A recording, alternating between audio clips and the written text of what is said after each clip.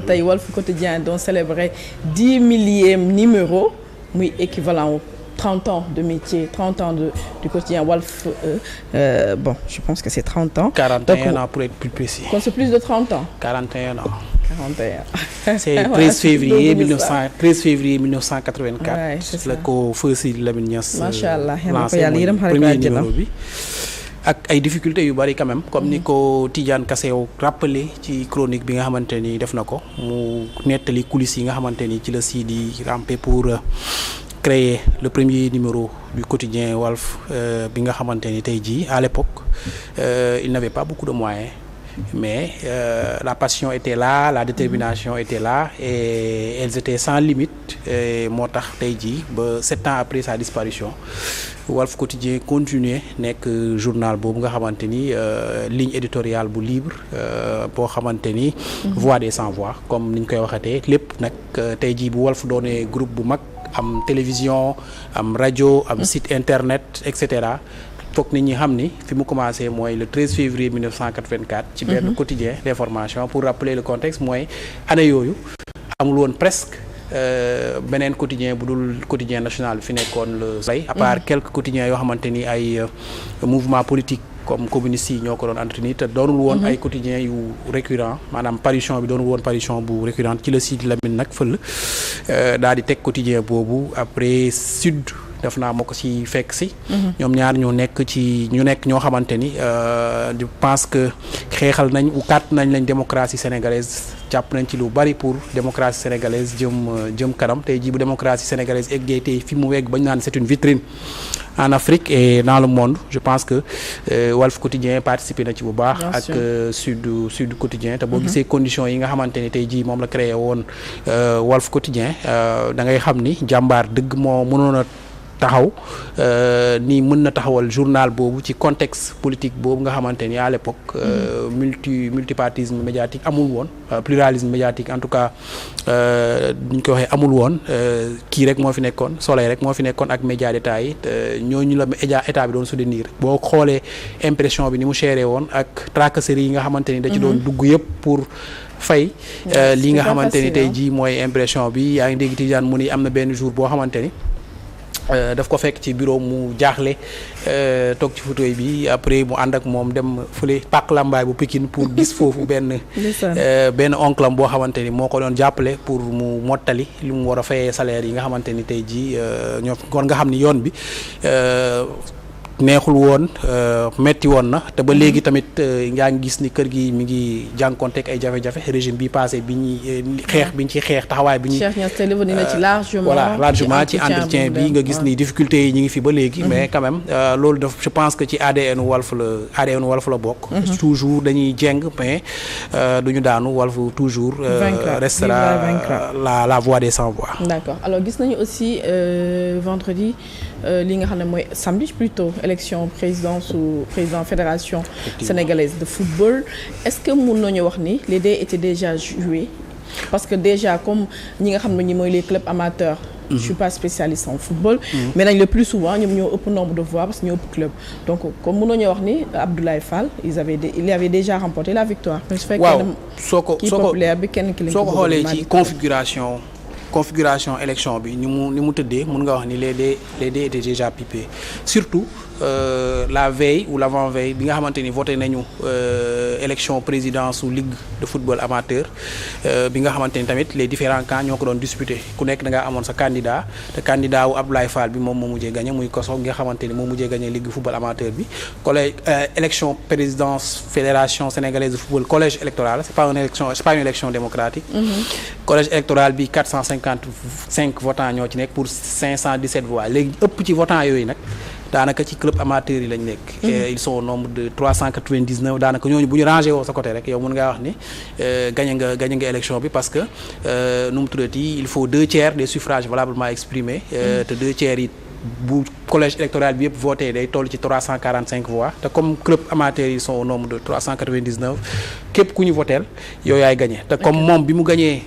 bi Kaam gagné élection bi le vendredi avec près de 31 voix ci laa njort ni dina jafe trop tey jii beneen candidat bu mu mën a doon. mu dab ko ci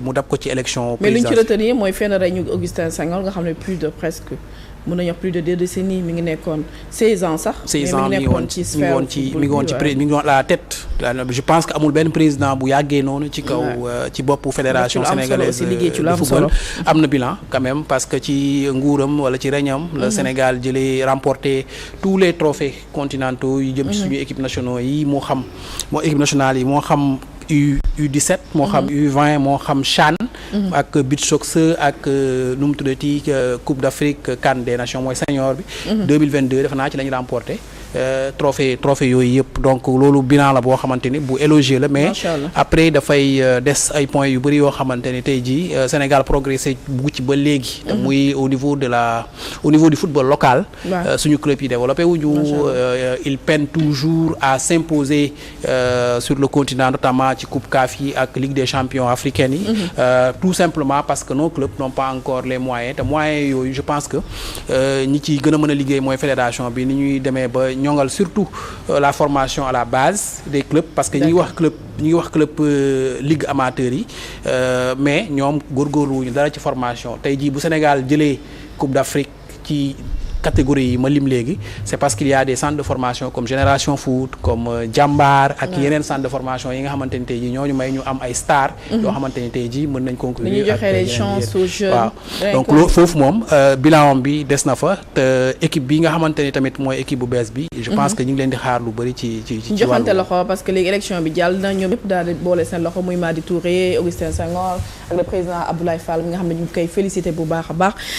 donc mënuñoo jeexal waaye aussi l'actualité du week-end sans pour autant parler Ayoba balaa ñuy ñëw ci monsieur Mamadou Anne li nga xam ne démb def na les jours gras de la presse pas presse sax presse su mu nee presse maanaam ci plateforme digitale yi mooy incident bu ñu nemmeeku fële ca Kaolack